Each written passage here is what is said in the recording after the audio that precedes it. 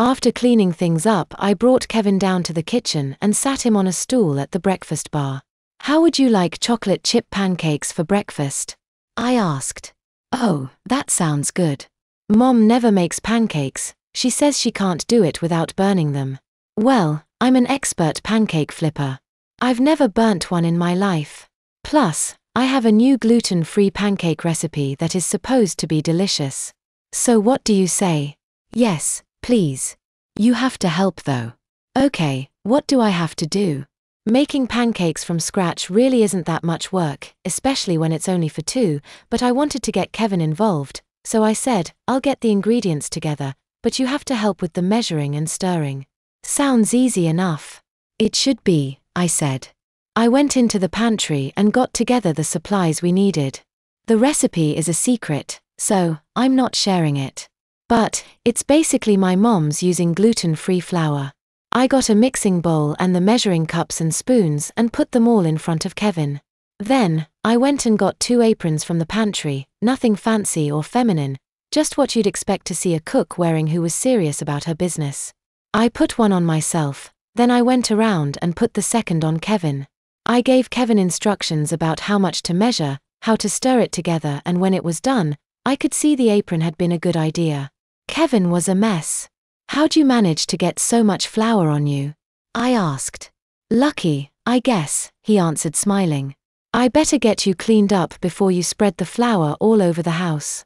And stop eating the chocolate chips." I went over to him and took off the apron, careful to fold it up into itself. Then I got a washcloth and wiped off Kevin's face and hands. When he was reasonably clean, I shook my head and said, "What were like as a real baby?" Mom says I was like Pigpen from Peanuts, but I never knew what she was talking about.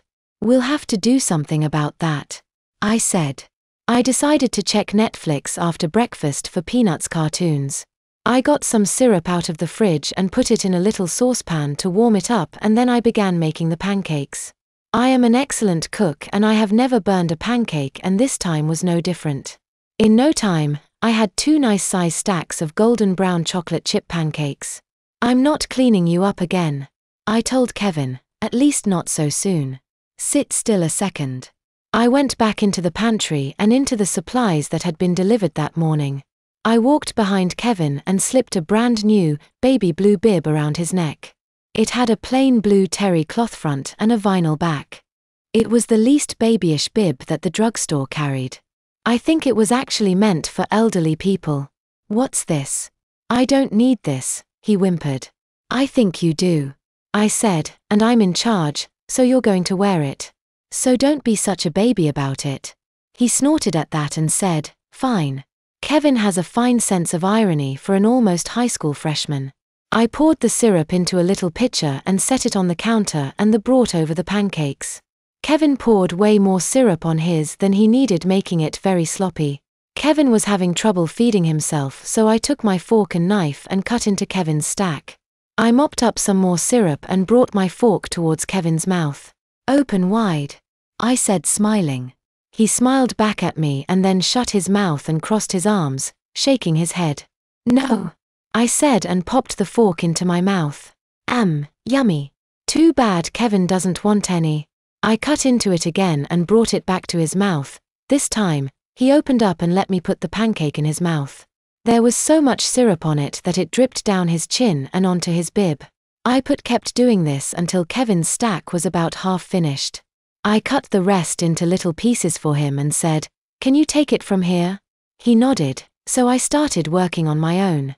A couple of minutes later, Kevin said, "Carrie, could you help me get cleaned up?" "Give me a minute," I said. "I want to finish this before it gets cold." "Carrie, please. It feels all sticky and gross." "That's what you get for using so much syrup," I chided. "Please. Would you let me eat in peace?" I said.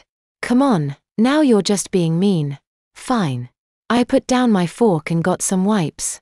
I held his chin and wiped his face, then I took his hands in mine and cleaned them up too. "There, little Kevin is all clean and my pancakes are cold," I said, a bit exasperated. He looked a bit ashamed and stared down at the floor.